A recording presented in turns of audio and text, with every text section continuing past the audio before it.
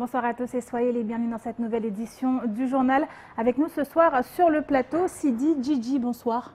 Bonsoir. Alors vous êtes représentant syndical CGT-EMA et avec vous on va parler de la grève qui a débuté hier à la MCG au port de Longoni, une grève qui continue encore aujourd'hui. Vous nous direz ce qu'il en est très exactement de votre côté. Mais d'abord, voici les titres de ce mardi 24 octobre. Rythme scolaire, conditions d'accueil, insécurité, collation, violence. Les élèves du département ont repris le chemin des classes hier, mais dans un climat tendu dans de nombreux établissements de l'île. Entre violence et mouvements de protestation, cette rentrée est loin d'être optimale. Le point en ouverture de cette édition. Dans le cadre de son projet départemental de prévention de la radicalisation et de la violence, l'UDAF et la préfecture ont lancé samedi dernier la première journée de prévention contre la violence et la délinquance. L'événement a eu lieu au lycée de Petite-Terre et avait pour but de sensibiliser les parents. Reportage. Ce matin, des ateliers de sensibilisation ont pris place à l'école primaire de Bandrélé dans le cadre de la tournée de l'ARS dans l'ensemble des communes du département. Objectif de cette opération, sensibiliser à la lutte contre l'arrivée des moustiques à l'approche de la saison des pluies afin d'éviter la propagation des maladies. Et explication.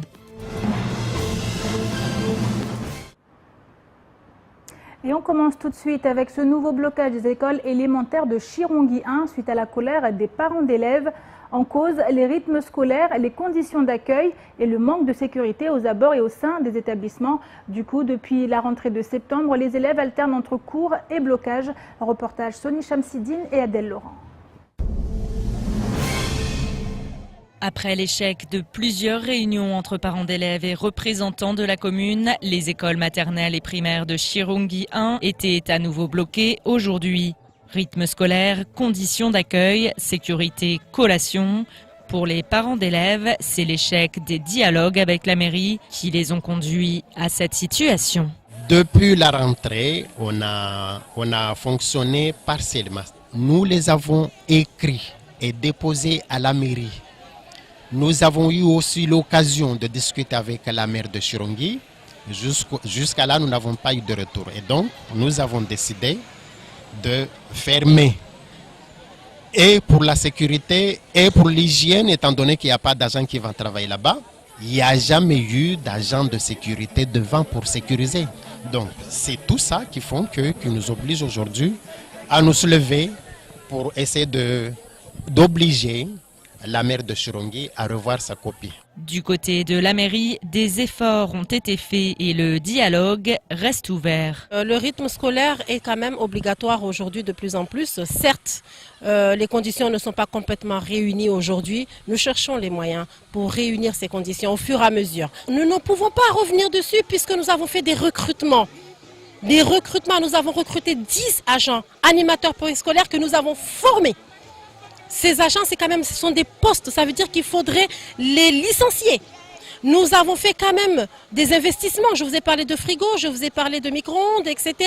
Donc avec ces investissements, on ne peut pas dire on vous le demande un jour et puis le lendemain on n'en veut plus. Donc il faudrait trouver d'autres solutions. Si ça marche ailleurs, ça marchera aussi à Chirongui, mais avec de la volonté et des parents et des communes. Nous sommes prêts à parler avec eux, à discuter, à trouver des solutions avec eux, mais il faudrait qu'il y ait vraiment de la volonté de part et d'autre. Et ce matin, tous n'étaient pas d'accord avec ces blocages, à l'instar de ce parent d'élève qui déplore la méthode utilisée.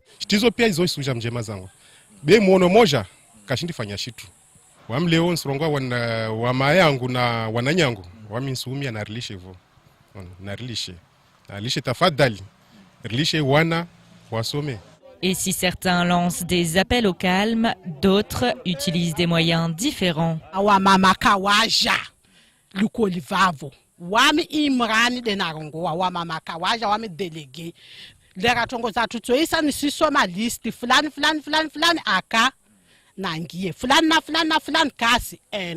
Nous avons demandé à ce que tous les parents soient là pour vérifier la présence réelle des parents. Ça vous servira à quoi? Pour plus tard, je vous dirai. Nombreux sont ceux à espérer que le dialogue entre parents d'élèves et mairie aboutisse à la réouverture de ces écoles afin que tous les enfants puissent continuer à apprendre. L'affaire est donc à suivre de près. Et à Mamoudzou, les écoles étaient elles aussi fermées, mais cette fois suite à un arrêté municipal. C'était déjà le cas hier, mais certains enseignants avaient pris l'initiative de travailler entre eux au sein des établissements. La mairie a donc décidé de taper du poing sur la table ce matin. Les policiers municipaux ont ainsi eu l'ordre de cadenasser les portails d'entrée de tous les établissements. Une décision que conteste l'UDCSFM qui souhaite que les écoles rouvrent dans les plus brefs délais. Écoutons l'une des membres de l'association lors de la matinale de Kwezi.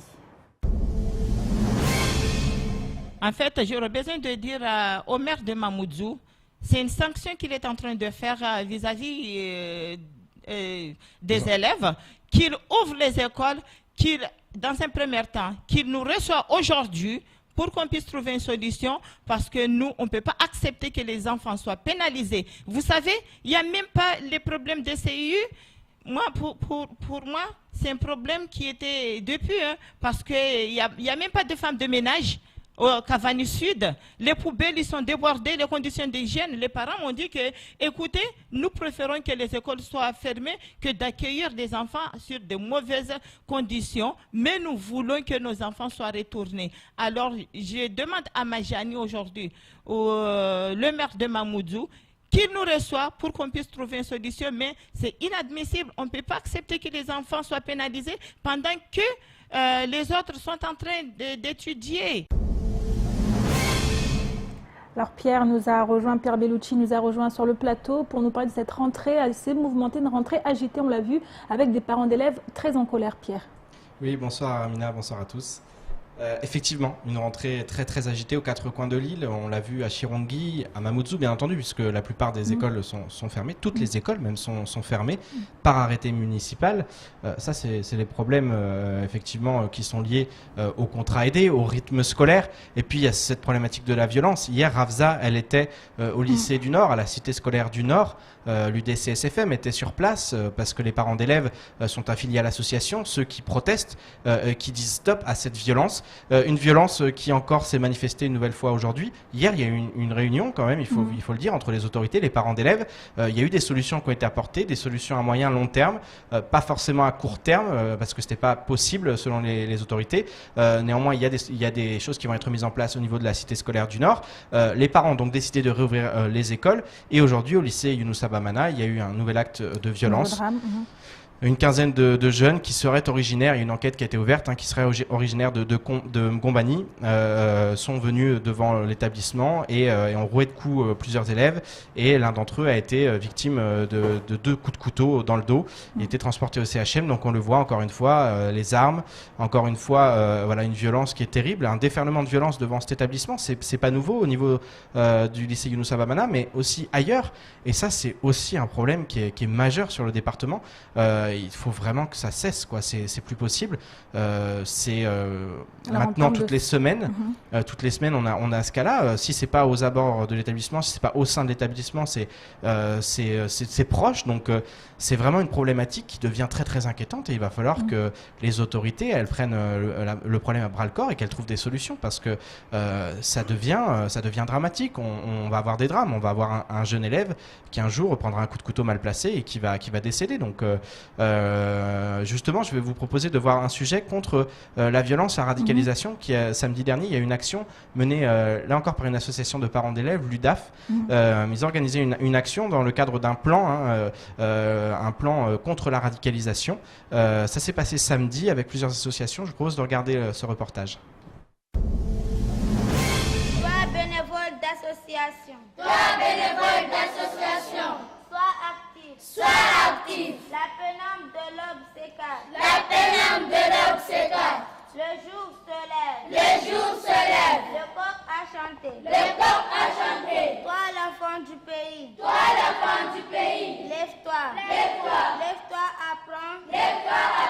Lève-toi contre la violence. Voilà le message transmis par ces jeunes de l'association Demain pour les enfants. Samedi matin, le lycée de Petite-Terre a été le théâtre d'une journée de sensibilisation à la radicalisation et à la violence. Une journée destinée notamment aux parents qui sont bien souvent les plus à même de déceler les signes d'un changement de comportement. C'était l'objet de la matinée de ce matin, donc on a pu voir un certain nombre de signaux, notamment en termes de comportement, changement de comportement, et en termes de discours. Donc il y a beaucoup de choses qui ont été vues, les changements vestimentaires, les changements du point de vue des habitudes alimentaires, des habitudes religieuses. Voilà. Et pour la partie discours, voilà, des discours portés sur la violence et l'appel à la violence notamment. Dans un monde où la barbarie n'admet pas de frontières, il revient à chacun de prévenir plutôt que guérir. Pour l'Union départementale des associations familiales à l'origine de cette manifestation, chacun doit jouer son rôle afin que Mayotte continue d'être épargnée par la radicalisation. On voit ce qui se passe ailleurs, que la radicalisation fait des dégâts, cause des morts, des innocents la plupart du temps malheureusement, et donc déséquilibre une société. Et ça fait que l'UDAF étant là pour protéger, pour défendre les intérêts des familles, on ne peut pas être resté sans rien faire. Il faut que tout le monde, les associations, les religieux, les politiques, la population, tous ensemble pour qu'on puisse travailler sur cette question pour trouver les solutions et protéger notre territoire. Protéger l'île et ses habitants, mais également prendre en charge une jeunesse qui représente plus de la moitié de la population. Voilà le message qu'a souhaité faire passer le président de l'association Demain pour les enfants.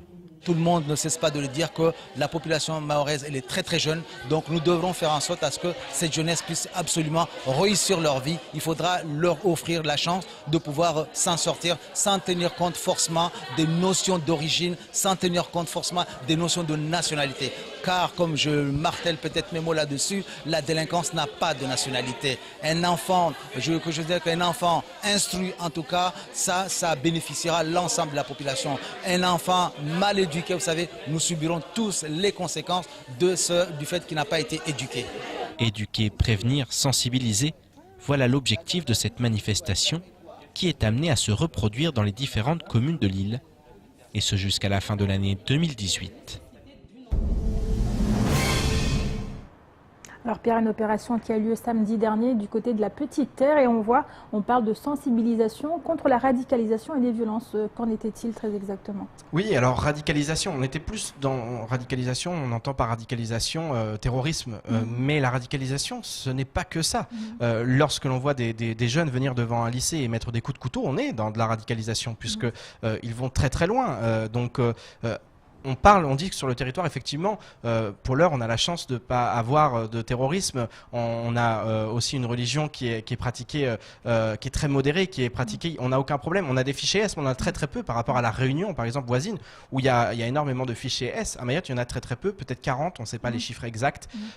Donc on n'est pas dans cette problématique du terrorisme, mais on est vraiment dans la problématique d'une délinquance juvénile qui, effectivement, se radicalise au fil des années, à tel point qu'aujourd'hui, les armes sont devenues courantes. Alors les armes comme les couteaux, mais également les armes à poing, on l'a vu récemment dans des faits divers. Donc effectivement, il y a péril encore une fois en la demeure dans ce domaine de la délinquance. Et puis je vais dans le sens de ce que dit aussi le capitaine Chamassi, qui explique que effectivement il n'y a pas de frontières. Il y a quelques années à Mayotte, il y a eu une vague, on a vu venir des jeunes mineurs isolés. Ils ont souvent été laissés pour compte et beaucoup ont dit ce ne sont pas nos enfants.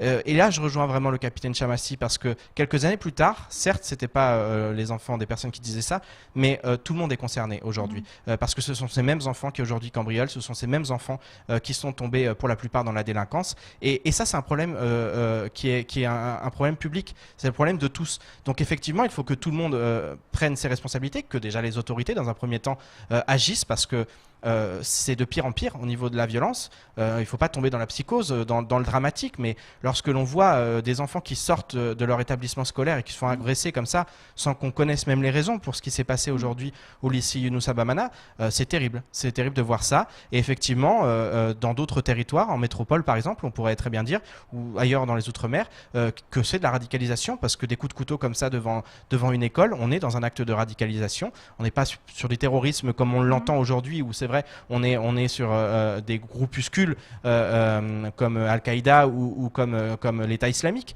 Mais en tout cas, effectivement, c'est une forme de radicalisation qu'il faut prendre très au sérieux. C'est bien qu'il y ait ce genre d'action qui est soutenu d'ailleurs par la préfecture, mais il faut des mesures très concrètes. Alors là, on parle de sensibilisation à l'égard des jeunes, de ces élèves, à l'égard des autorités, mais aussi des parents, Pierre.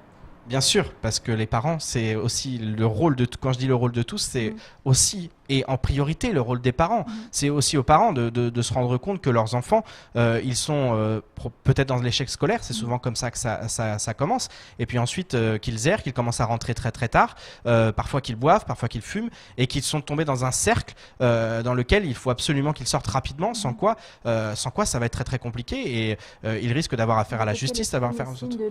Oui, et ça c'est aussi important. Alors ça mérite la sensibilisation. C'est très bien ce qui s'est passé ce week-end, parce qu'il faut aussi que les uns et les autres soient même de dire cet enfant-là, ce jeune, il est en train de virer, il est en train de basculer dans la délinquance. Maintenant, il faut qu'il y ait des réponses qui soient globales. Le problème, il est très profond parce qu'effectivement, c'est un problème global qui est lié à la précarité, qui est lié, on sait que c'est une délinquance qui est beaucoup de survie, donc qui est lié aussi à d'autres facteurs qui tournent autour. Quoi qu'il en soit, en tout cas, les autorités, il faut vraiment qu'aujourd'hui, on n'arrête pas de dire les autorités doivent agir, mais vraiment, on est face à des drames qui peuvent se produire quotidiennement, et l'urgence, elle est là. Elle n'est pas demain, elle est vraiment aujourd'hui. Il faut qu'il y ait des mesures qui soient concrètes pour prendre en charge cette jeunesse et pour éviter qu'elle tombe dans cette délinquance, parce que vraiment, il y a péril, hein, encore une fois. Merci beaucoup Pierre pour toutes ces précisions. Venons-en maintenant à la grève à la Somiva, une grève qui a débuté le 19 octobre dernier. Depuis, la situation ne cesse de s'enliser. Patrons et salariés n'ont en effet toujours pas réussi à se mettre d'accord sur la présence ou non d'Housseni Balahachi durant les négociations. Le représentant syndical CFDT a ainsi adressé une lettre au préfet lui demandant de saisir la commission de conciliation au conflit. Bastien Sabouret nous en dit davantage. La grève persiste à la Somiva. Ce matin, les salariés campaient sur leur position. Ils comptent toujours entamer les négociations avec l'aide de leur représentant syndical, M. Housseni Balahachi. La direction de son côté ne veut avoir affaire qu'avec ses employés, sans intervention extérieure. Alors la grève continue et on s'organise pour patienter. Devant l'entrée principale, on cherche un peu d'ombre face à un soleil harassant. Du côté de l'entrée secondaire, on entame un boulet. Hors de question de se laisser démoraliser.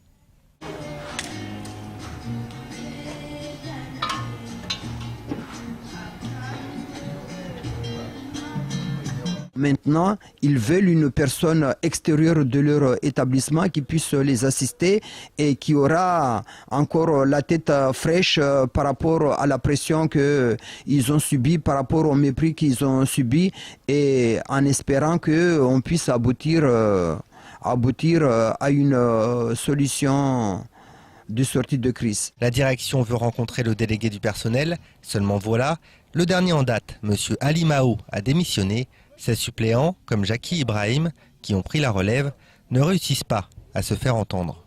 Ce n'est pas une question de méconnaissance de ce qu'ils doivent dire, mais c'est une question de prise en compte, refus de prise en compte de la part de leur employeur, et c'est la raison pour laquelle eux ils demandent ou ils exigent à ce que moi je sois là pour qu'on puisse ouvrir sérieusement les négociations. Une saisie de la commission de conciliation au conflit est envoyée à la préfecture. La grève a commencé depuis le 19 octobre au sein du groupe Maril, regroupant Somiva et MMS. Depuis, le dialogue social s'est dégradé. Elle est même devenue inexistante et manquante vis-à-vis des salariés.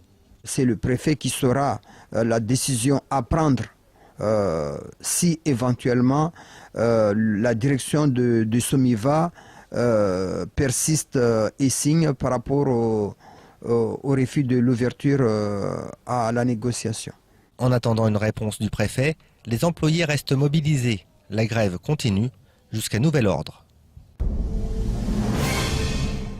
Et autre grève maintenant, celle entamée hier du côté du port de Longoni avec sur le plateau ce soir, on l'a dit tout à l'heure, Sidi Djidji qui est représentant syndical à CGTMA à MCG. Alors on l'a vu, la grève au port de Longoni a débuté hier et vous êtes là pour nous parler de vos revendications.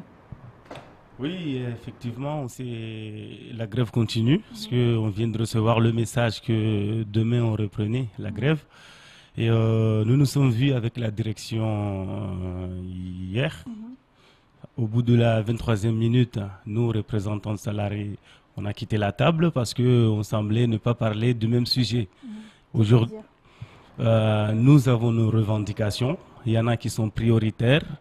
Et la délégataire semblait passer outre, passer à autre chose, parler d'autre chose.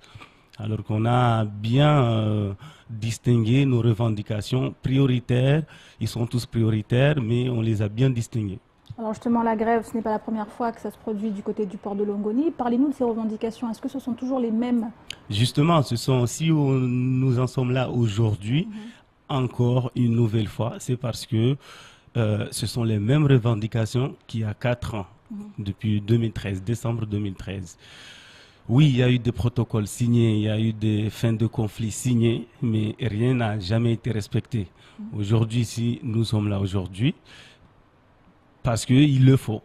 Il le faut tout simplement. Parce que quand on est dans une boîte où le gérant ou le patron ne respecte pas le code du travail, c'est-à-dire ne respecte pas la loi, c'est hors la loi. Donc on n'arrive pas à travailler avec la délégataire, parce que si au moins elle respectait nos droits salariales, ça aurait été autre chose. Par exemple, dites-nous de quoi il s'agit, Sidi. Par exemple, il n'y a pas longtemps, nous avons eu des demandes de mise à la retraite d'office. C'est-à-dire, ces messieurs se sont levés le matin pour aller au travail, ils arrivent au travail, ils sont convoqués à l'administration. Tenez, signez ça, vous êtes à la retraite à partir d'aujourd'hui. Où sommes-nous? Où allons-nous? Donc vous demandez clairement à ce qu'ils soient réintégrés. Oui, c'est en cours. Apparemment, c'est en cours. Mais jamais respecté. Et puis il y a aussi nos ARE qu'on attend depuis 2013, toujours rien. Et il a fait une avance au mois de juillet. Il y a le complément à faire, mais il semble, pour elle, il n'y a plus rien. Alors, on avait reçu hier Jacques-Martial Henry, qui est chargé de mission à MCG, et qui lui nous disait que du côté de Idanel, du côté de la direction, on était prêt à discuter avec nous, sauf que le problème venait des grévistes. Est-ce que vous confirmez cela? Justement, j'aimerais venir sur ce monsieur parce que nous qui travaillons au port de Longoni, on ne sait pas est-ce qu'il est MCG ou il est Manuport. D'où l'une de nos revendications qui est l'organigramme de la boîte. Donc, nous avons le sentiment que le monsieur, il vient sur ce plateau, il vient réciter ce qu'on lui écrit et il s'en va, tout simplement. J'aimerais lui poser une question. Combien de fois il a fait le tour du port de Longoni? Est-ce qu'il est déjà entré au port de Longoni? Juste ne serait-ce qu'une seule fois. Nous sommes ouverts à la discussion. Ce qui a fait qu'on s'est vu avec les représentants de la présidente jeudi. Elle a remis pour vendredi. Elle n'est pas venue. On l'a prévu hier. On ne s'est pas entendu. On est parti tout simplement. Il y avait la dicte aussi. Alors, du coup, qu'est-ce que vous attendez très clairement? Qu'est-ce qu'il faudrait faire pour que cette grève cesse du côté de Longoni? Parce qu'en ce moment, le port est bloqué. Oui, le port est bloqué une nouvelle fois par les salariés de la MCG qui sont ainsi appelés ex-CCI. Parce que c'est nous qui posons problème, ex-CCI. Parce que avant que la CCI quitte le port, nous avions signé une convention collective qui fait que nous gardons nos droits. Ma MCG est arrivée et ne veut même pas entendre parler de cette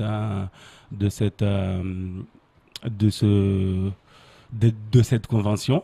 Pour elle, tout recommence à zéro. Et nous, on a des salariés qui ont plus de 20 ans de travail là. Ce serait inadmissible de venir commencer à zéro une nouvelle fois. Où sommes-nous? Donc il faudrait reprendre ces mêmes contrats et les faire appliquer du côté des MCG. Exactement. Et au jour d'aujourd'hui, quand on se présente dans les administrations telles que la banque où on nous demande les contrats de travail, nous présentons les contrats de travail qui ont le logo de la CCI parce que nous n'en avons pas pour MCG. Alors, est-ce qu'une réunion, une rencontre est prévue dans les jours qui viennent? On ne sait pas, nous sommes au courant. Aujourd'hui, nous avons reçu l'huissier de la justice.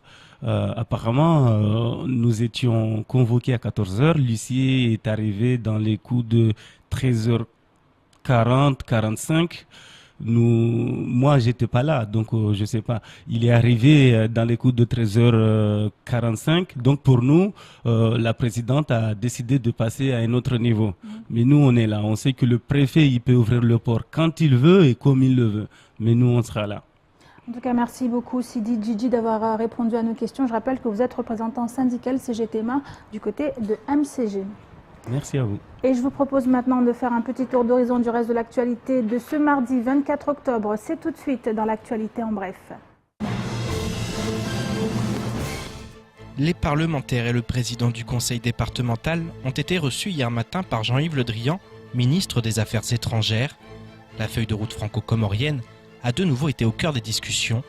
À cette occasion, le chef d'orchestre de la diplomatie française a affirmé que la feuille de route était suspendue et demande désormais aux élus mahorais d'arrêter une position commune qui doit être force de proposition. Il a par ailleurs confirmé que les élus de Mayotte seront intégrés aux discussions du Haut Conseil paritaire, ce qui n'était plus le cas depuis 2012. De son côté, le collectif des citoyens de Mayotte a saisi le préfet par le biais d'un courrier. Ses membres réclament une rencontre dans les plus brefs délais afin notamment d'évoquer le risque actuel de conflits communautaires, mais également, je cite, de convenir d'un moratoire sur la régularisation massive des clandestins à Mayotte. La peste continue de faire des ravages à Madagascar. À ce jour, au moins 107 victimes ont déjà été répertoriées sur l'ensemble de la grande île, tandis que le nombre de cas enregistrés grandit de jour en jour. Un Français d'une quarantaine d'années fait partie de ce lourd bilan humain. Il a succombé à la maladie à l'hôpital de Toamasina samedi matin. Pour l'heure, le message des autorités françaises reste le suivant. Les personnes qui envisagent un déplacement à Madagascar ou qui reviennent de cette île sont invitées à consulter le site internet du ministère des Affaires étrangères dans son onglet Conseil aux voyageurs et le site de l'ARSOI www.océanindien.ars.santé.fr. A noter que toutes les personnes voyageant vers Mayotte au départ de Madagascar subissent des contrôles sanitaires à l'embarquement. Les autorités contrôlent si les voyageurs ne présentent pas de symptômes propres à cette terrible maladie. Le président de l'association des maires Saïd Omar Wali vient de saisir la ministre des Outre-mer Annick Girardin. Dans un courrier, il salue la tenue actuelle des assises des Outre-mer, mais émet néanmoins des réserves sur son intérêt réel. En effet, le maire de Dzaoudi Labatoire espère qu'il ne s'agit pas d'une énième feuille de route qui répétera ce qui a déjà été dit, alors que les besoins sont déjà largement connus et que l'urgence d'agir est réelle. Il réclame ainsi à ce que la ministre s'engage dans des mesures concrètes et ô combien importantes pour le département. Il souhaite ainsi le doublement pour 2018 de la ligne budgétaire unique, le maintien à Mayotte du nombre de contrats aidés financés par l'État ou encore le lancement d'un travail approfondi sur la programmation des investissements des intercommunalités du département. Et enfin, cela ne vous a pas échappé, la saison des pluies s'installe tout doucement et avec elle l'arrivée des moustiques. Une période redoutée chaque année puisque l'insecte est responsable de nombreuses maladies telles que la dengue, le paludisme ou encore le chikungunya. Alors pour lutter contre ce phénomène, la RSOI réalise une tournée de sensibilisation dans l'ensemble des communes de l'île. Direction donc Bandrélé où ce mardi se tenait un atelier dans une école primaire. Un reportage Sony Chamsidine. À l'approche de la saison des pluies dans l'île, la guerre est déclarée contre les moustiques. Les chutes d'eau associées aux fortes chaleurs semblent en effet favorables au développement de l'insecte, responsable de nombreuses maladies vectorielles. Ce mardi, l'ARS organisait des ateliers de prévention auprès des écoliers de Bandrélé, une opération pour informer sur les bons gestes. Il faut faire attention à l'approche de la saison des pluies, ayons les bons gestes, ne laissons pas traîner les récipients qui peuvent être des lieux de production des moustiques. Le bon geste notamment, c'est de ne pas laisser traîner les objets dans la cour qui peuvent contenir de l'eau, en particulier les déchets bien sûr, mais il ne faut pas oublier non plus les divers récipients qui peuvent contenir de l'eau. Donc s'il faut jeter, il faut jeter dans les poubelles. Si ce sont des récipients utiles, il faut les ranger à l'intérieur des habitations pour qu'il n'y ait pas de l'eau de pluie. Prévenir plutôt que guérir. Après les épisodes de chikungunya en 2006 et de dengue en 2014, les autorités sanitaires du département prennent désormais des dispositions, tout comme les municipalités mobilisées pour sensibiliser les habitants et éviter l'entrée d'une nouvelle épidémie dans le territoire. Notre projet s'articule autour de 3 axes, comme je l'ai dit tout à l'heure. En fait, prévention, sensibilisation et réglementation. On a un service technique qui travaille au quotidien sur la problématique des déchets. Donc ils entretiennent nos ouvrages, aussi surtout les cours d'eau, parce que souvent les gens malheureusement jettent des ordures au niveau des cours d'eau. Après aussi, on travaille beaucoup avec des associations de la commune pour nous accompagner sur des opérations parfois qui sont menées. Et aussi, on a commencé sur cette partie de sensibilisation. C'est très important. L'opération est donc une première d'une longue série pour l'ARS et les communes de l'île. L'année dernière, plus de 24 900 foyers et jardins ont fait l'objet d'une intervention pour éliminer les gîtes larvaires, lieu de ponte des moustiques femelles. Et c'est la fin de cette édition. Merci à vous de l'avoir suivi. Une édition rediffusée sur OAM5, également disponible en replay sur notre site l'infocoésie.fr, sur YouTube et sur notre page Facebook. Demain, prochain rendez-vous avec l'information en radio dans la matinale avec le journal présenté par Pierre Bellucci. Excellente soirée à vous sur KTV et à demain.